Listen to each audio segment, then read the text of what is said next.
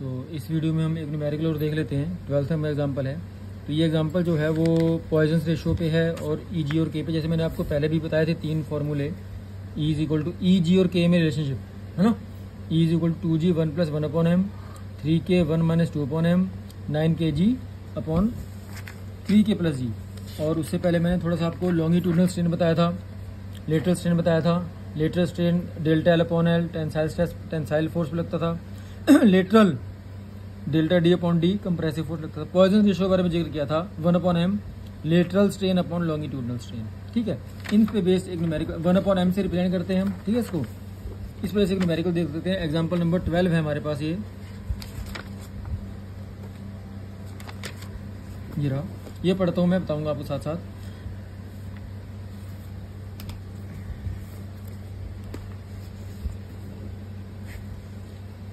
Example number 1.12। ठीक है, कहता है बार 40 mm इन डायमीटर। डायमीटर मिल गया हमें, डी कितना है मेरा 40 mm है। ठीक है, इस subjective to tensile load of 20 ton. मैंने पहले भी जिक्र किया था आपको, फोर्स कितना है 20 टन। मैंने कहा था टन्स को पहले किलोग्राम में कन्वर्ट करने के लिए क्या करते हैं, 1000 से मल्टीप्लाई। ये किलोग्राम हो गया।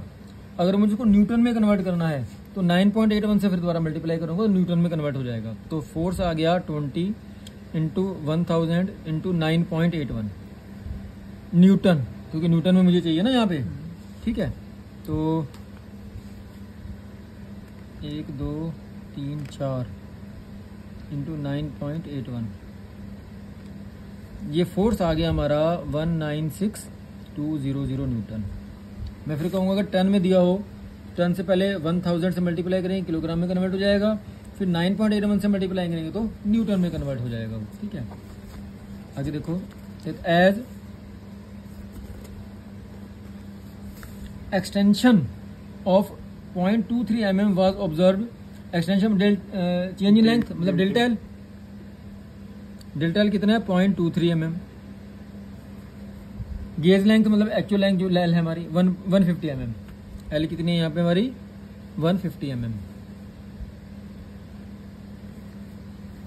एंड डिक्रीज लेंथ बढ़ी है, टेंसाइल फोर्स लगा। Decrease in diameter 0.02 delta D है ना, डी ये हो गया और delta D 0.02 mm was found. Calculate E G K and Poisson ratio. ये इस पे बेस न्यूमेरिकल है, ई जी और के पर पॉइजन रेशो भी निकालनी है। 1/m भी निकालना है मुझे यहाँ पे। ठीक है बात, तो 1/m के लिए आपको पता ही सारी बातें, मैंने अभी जिक्र किया भी था मैंने आपसे। लिए 1/m क्या है मेरा पॉइजन रेशो है ना।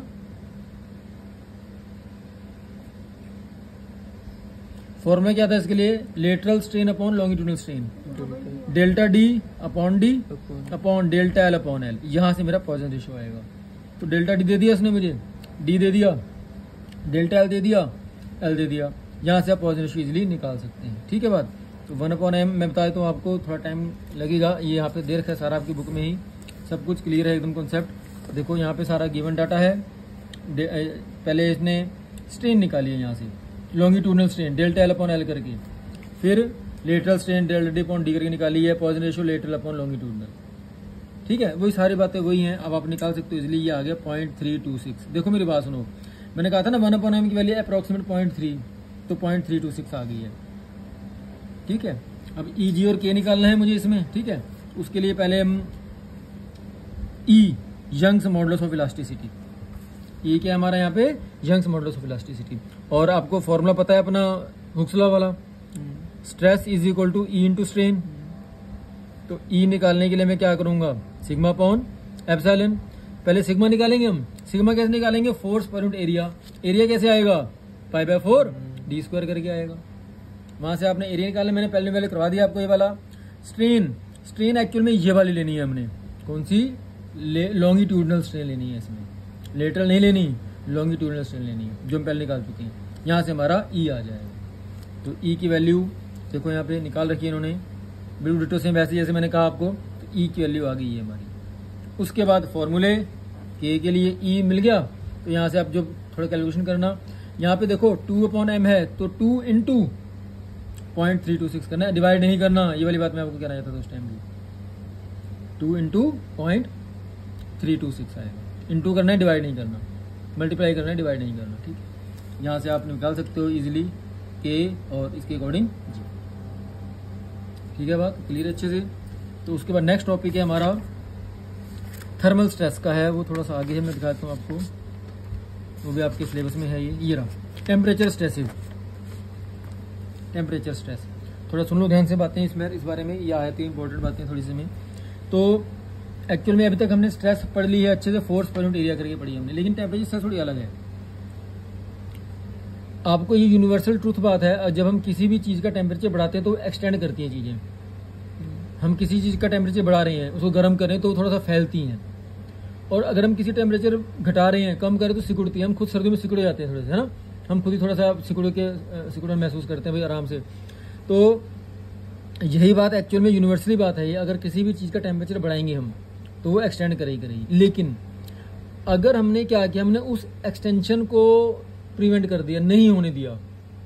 जैसे कि यहाँ पे आप डायग्राम देख सकते हो, ये वाला एक्चुअल में ओरिजिनल लेंथ उसकी L थी, जैसे मैंने टेम्परेचर बढ़ाया उसमें इंक्रीमेंट आएगी, वो आएगी अल्फा TL के हिसाब से, मैं बताऊंगा समझाऊंगा सारा आपको। लेकिन हमने क्या किया, हमने यहाँ पे एकदम स्पॉट रिजिड कर दिया, हमने यहाँ पे एकदम इसको आगे एक्सटेंड होने से रोक दिया, समझे बात को। तो उस वजह से उसके अंदर जो स्ट्रेस आएगी, ऐंठन आएगी, उसे कहा गया टेम्परेचर स्ट्रेस। मैं दोबारा बता दूं, अगर हम किसी चीज़ टेम्परेचर बढ़ाते हैं तो वो एक्सटेंड करती है, अगर हमने उसको एक्सटेंड करने दिया इजीली, उसमें कोई स्ट्रेस नहीं आएगी। लेकिन अगर हमने उस एक्सटेंशन को प्रिवेंट किया, उस वजह से उसमें जो स्ट्रेस आई, तो उसे कहेंगे हम टेम्परेचर स्ट्रेस। आपने देखा होगा जो रेलवे ट्रैक्स हैं, रेलवे की जो पटरियां हैं, उसके बीच में जब दो पटरियों के बीच में आते हैं तो गैप छोड़ते हैं।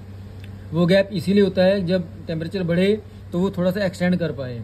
अगर मैं दोनों पटरियों को मिला जुला के ही लगा दूंगा तो वहाँ पे एक्सटेंशन नहीं हो पाएगी, और उस वजह से क्या होगा, वहाँ पे वो ऐंठन हो जाएगी, ऐंठ जाएंगी, उसमें स्ट्रेस आ जाएंगी। उसके लिए जब दो पटरियाँ मिलानी होती है, मैं थोड़ा सा गैप छोड़ता हूँ उसमें। ठीक है बात। कहता है व्हेन, मैं पढ़ दूँ थोड़ा सा पता लग जाए सारी बातें आपको। When there is a change in temperature of the body, temperature change कर रहा हूँ मैं, इट्स लेंथ गेट्स चेंज्ड, उसकी लेंथ चेंज होगी।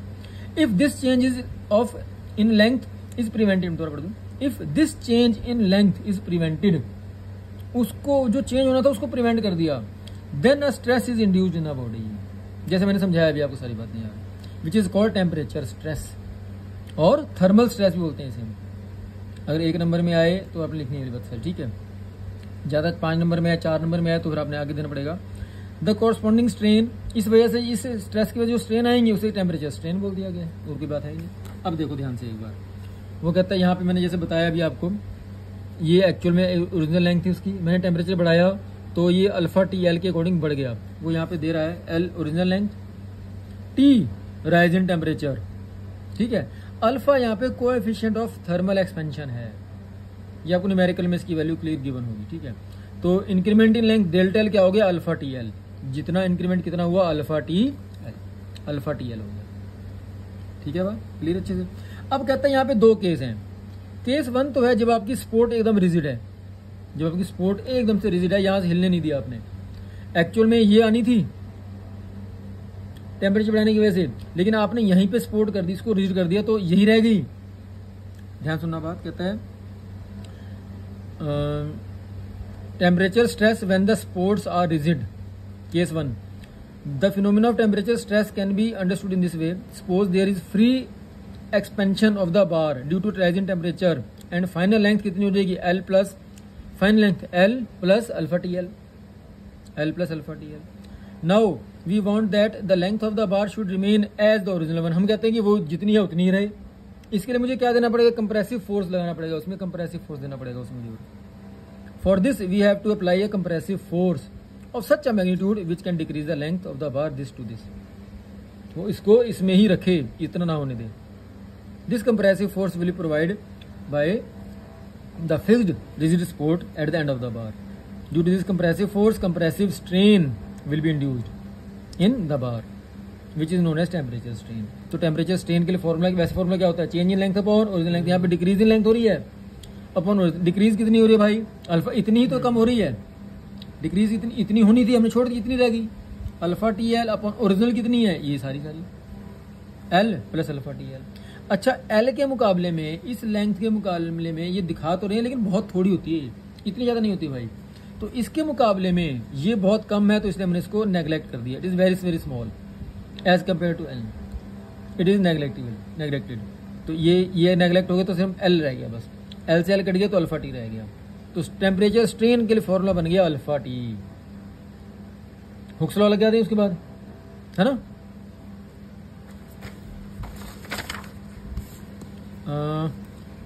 टेम्परेचर स्ट्रेन के लिए फॉर्मूला बन गया अल्फा इंटू टी। तो हुक्स लॉ क्या था, stress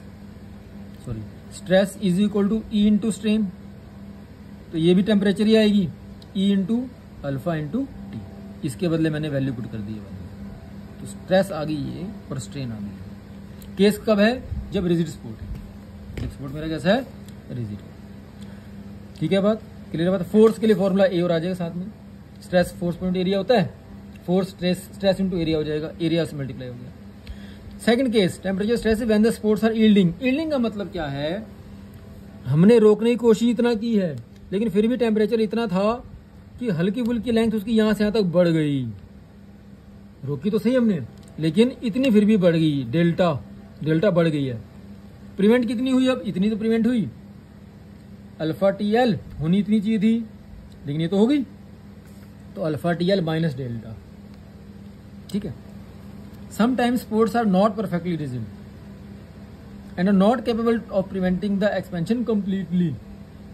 Such sport is called yielding sports. ठीक है, हिलने डुलने वाला स्पोर्ट है, हिलती है। उस केस में क्या होगा, free expansion of the rod, यही था अल्फा टी एल, बताया भी आपको। यील्डिंग कितनी होगी, डेल्टा होगी। Now such support is capable to prevent, कितना स्पोर्ट ने कितना प्रिवेंट किया, alpha T L minus delta, इतना ही तो कर पाई वो, डेल्टा तो हो ही गया था।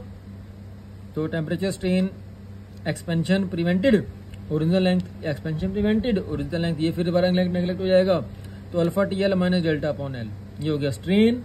स्ट्रेस के लिए ई और मल्टीप्लाई हो जाएगा बस। ये सारी बातें थी आपकी टेम्परेचर स्ट्रेस के बारे में, या थर्मल स्ट्रेस भी बोलते हैं उसमें। उम्मीद है समझ में आ गई सारी बातें आपको।